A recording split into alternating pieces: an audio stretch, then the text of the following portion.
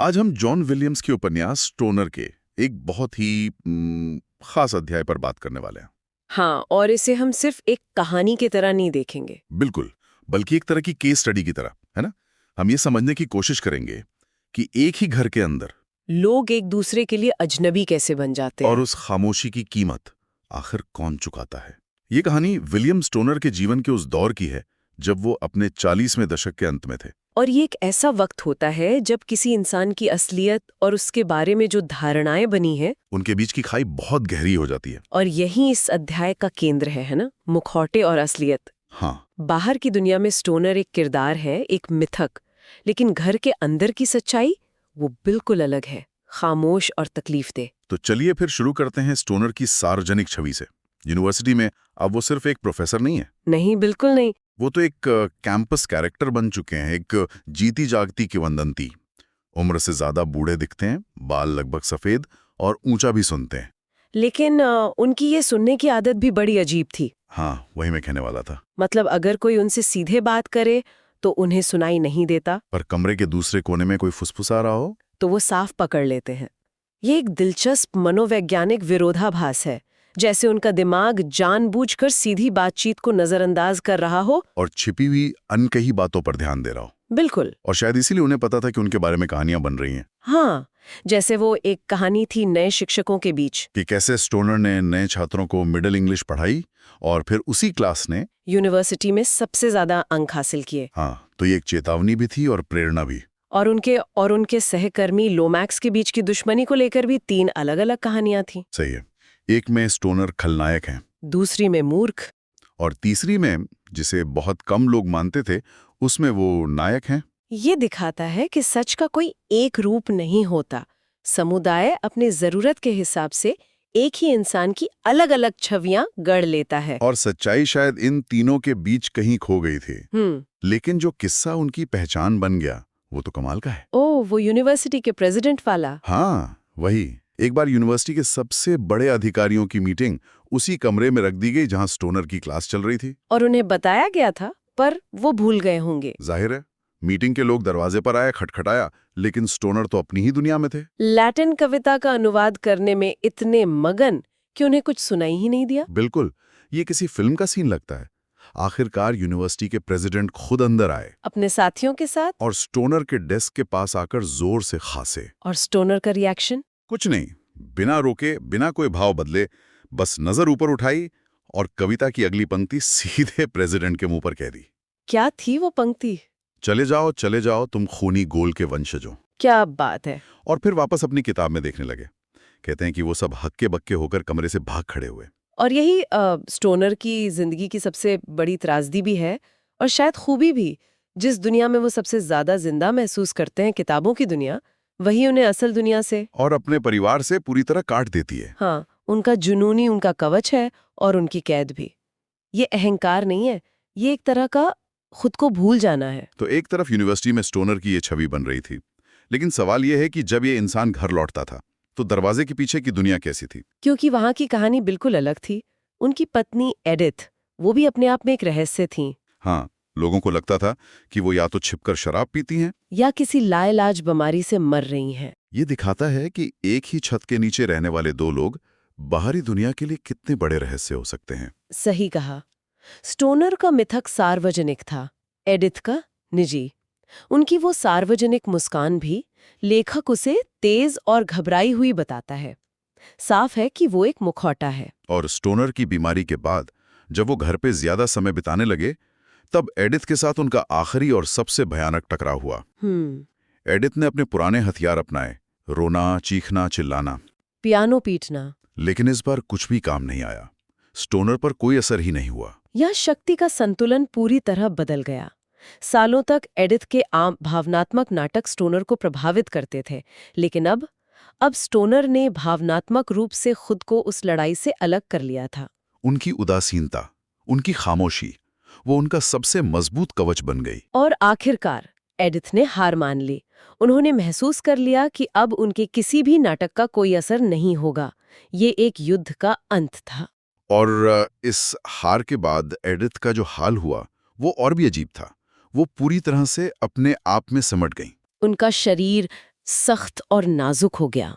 वो मूर्तिकला में डूब गईं और खुद से ऐसे बात करती जैसे किसी बच्चे को निर्देश दे रही हों। और सबसे अजीब बात, उन्होंने स्टोनर और अपनी बेटी ग्रेस को तीसरे व्यक्ति में संबोधित करना शुरू कर दिया, जैसे कि वे वहां मौजूद ही ना हो। हाँ, वो कहती विली को अपनी कॉफी खत्म कर लेनी चाहिए या ग्रेस पियानो का अभ्यास नहीं कर रही है। ये एक तरह का मनोवैज्ञानिक अलगाव है।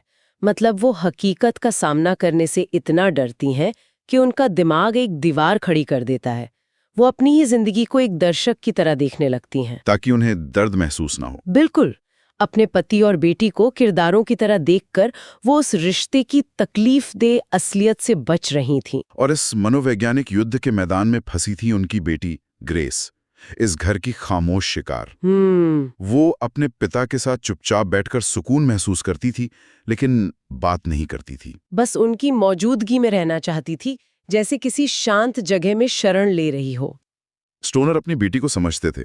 वो जानते थे कि ग्रेस उन दुर्लभ इंसानों में से है जिनकी आत्मा इतनी नाजुक होती है कि उसे दुनिया की कठोरता से बचाने की जरूरत है। उपन्यास में कहा गया है कि वो इस दुनिया के लिए नहीं बनी थी। और उसने खुद को समेटा भी, लेकिन बहुत अजीब तरीके से। 12 साल की उम्र में जब एडिथ ने उसकी सामाजिक जिंदगी को बेहतर बनाने की हिंसक कोशिश की, तो ग्रेस का वजन अचानक लगभग 50 पाउंड बढ़ गया। उसका शरीर फूल गया, जैसे उसके अंदर की निराशा ने उसके शरीर पर कब्जा कर लिया हो। हाँ, ये एक क्लासिक मनोवैज्ञानिक प्रतिक्रिया है। जब कोई अपनी भावनाओं को व्यक्त नहीं कर पाता, तो शरीर उसे व्यक्त करने लगता है। उसका वजन बढ़ना उसकी पीड़ा का बाहरी रूप था। एक तरह का कवच जो वो अपनी माँ और दुनिया से बचने के लिए बना रही थी। और फिर 17 साल की उम्र में एक और नाटकीय बदलाव आया। जितनी तेजी से वजन बढ़ा था, उतनी ही तेजी से घट गया। वो लगभग सुंदर दिखने लगी, लेकिन ये एक निष्क्रिय, भावहीन सुंदरता थी।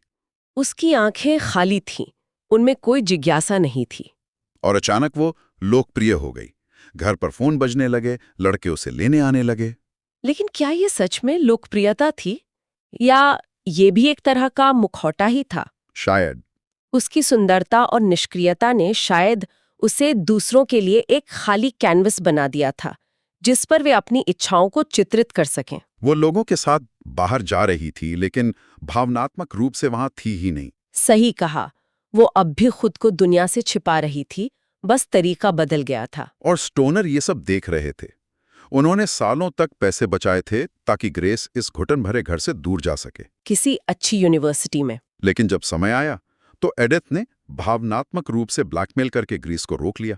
उन्होंने अपनी बेटी से कहा, ग्रेसी अपनी माँ को अकेला छोड़कर नहीं जाना चाहती, क्या तुम जाना चाहती हो? और ग्रेस ने बिना किसी विरोध के कह दिया। कोई फर्क नहीं पड़ता। ये लाइन इस पूरे अध्याय का सबसे तकलीफदेह हिस्सा है। बिल्कुल, कोई फर्क नहीं पड़ता। क्या उसे सच में कोई फर्क नहीं पड़ता था, या उसने ये सीख लिया था कि उसकी इच्छाओं का उसकी माँ की जिद के आगे कोई मोल नहीं है? ये पूरी तरह से हार मान लेना था। उसने अपनी जिंदगी, अपनी नियति दूसरों के हाथों में सौंप दी थी। और फिर एक रात कहानी अपने चरम पर पहुंचती है। स्टोनर देर से घर आते हैं और एक चीख सुनते हैं। वो देखते हैं कि एडिथ जमीन पर बिखरी हुई है और ग्रेस शांत बैठी है, जैसे कुछ हुआ ही ना हो। ग्रेस अपने पिता से कहती है, पिताजी मैं गर्भवती हूँ।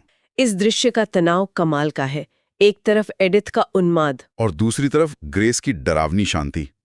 एडिथ की पहली प्रतिक्रिया होती है गंदगी, तुम्हारे पिता का खून। वो इसे भी स्टोनर पर एक हमले की तरह इस्तेमाल करती हैं। लेकिन स्टोनर शांत रहते हैं। वो स्थिति को संभालते हैं और अपनी बेटी से बात करते हैं, पूछते हैं कि पिता कौन है। लड़के का नाम एड फ्राई था, एक छात्र जिसे ग्रेस प्यार भी नहीं करती थी। और उस संकट के क्षण में ग्रेस अपने पिता से एक ऐसी बात कहती हैं जो सालों से नहीं कही गई थी। वो कहती है, अब हम बात कर सकते हैं। ये मार्मिक तो है, लेकिन ये दुख की बात नहीं कि एक परिवार को बात करने के लिए भी एक त्रासदी की जरूरत पड़ गई। हाँ, सालों की खामोशी के बाद एक आपदा उन्हें एक दूसरे से बात करने का मौका देती है। ये दिखाता है कि उनका रिश्ता पहले कितना टूट चुका था। अगली सुबह तक एडिथ का उन्माद एक अजीब सी खुशी और योजना बनाने में बदल चुका था। हाँ, उन्होंने उस लड़के एड फ्राई से मुलाकात तय की, जो बेचारा डरा हुआ और शर्मिंदा था। शादी की सारी व्यवस्था एडिथ ने की, ग्रेस की राय के बिना। बिल्कुल। यहाँ एडिथ एक भावनात्मक सच्चाई से निपटने के बजाय एक समाधान का नाटक रच रही हैं। उनके लिए सब कुछ दिखावे के बारे में था। समाज क्या कहेगा, चीजें कैसी दिखनी चाहिए। और ग्रेस अपनी जिंदगी के सबसे बड़े फैसले में सिर्फ एक दर्शक बनकर रह गई। बार बार यही दोहराती रही, कोई फर्क नहीं पड़ता। शादी हुई एक उदास और बेरंग माहौल में, और लेखक यहाँ एक बहुत ही महत्वपूर्ण जानकारी देता है। तारीख? हाँ, तारीख थी 12 दिसंबर 1941। पर्ल हार्बर पर हमले के सिर्फ 5 दिन बाद। ये कोई संयोग नहीं है। बिल्कुल नहीं। लेखक जानबूझकर इस निजी त्रासदी को एक बड़ी सार्वजनिक ऐतिहासिक त्रासदी के साथ जोड़ता है। और स्टोनर उस क्षण में इन दोनों के बीच के संबंध को महसूस करते हैं। दुनिया का विशाल दुख उनके व्यक्तिगत दुख को कम नहीं करता, बल्कि उसे और गहरा कर देता है। उपन्यास में एक खूबसूरत पंक्ति है कि ये ऐसा था जैसे एक विशाल रेगिस्तान में एक अकेली कब्र। वाह, उनका व्यक्तिगत दुख उस विशाल ऐतिहासिक दुख के सामने और भी अकेला और मार्मिक हो जाता है। शादी के बाद ग्रेस और एड सेंट लुइस के लिए रवाना हो गए। और स्टोनर को लगा जैसे उनकी बेटी बहुत पहले ही मर चुकी, एक छोटी बच्ची थी। 2 महीने बाद एड फ्राई सेना में भर्ती हो गया और 6 महीने के भीतर प्रशांत महासागर के एक द्वीप पर मारा गया। जून 1942 में ग्रेस ने एक बेटे को जन्म दिया और सेंट लुइस में ही रहने का फैसला किया। और कहानी का अंत भी उतना ही अस्पष्ट है।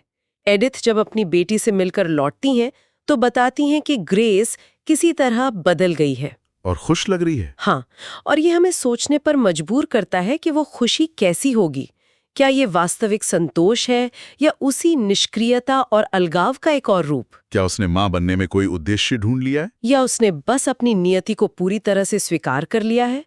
ग्रेस की कहानी यहाँ समाप्त होती दिखती है, लेकिन उसका भाग्य उन सभी घटनाओं का सीधा परिणाम है जिनकी हमने अभी चर्चा की। ये अध्याय हमें एक विचार के साथ छोड़ जाता है।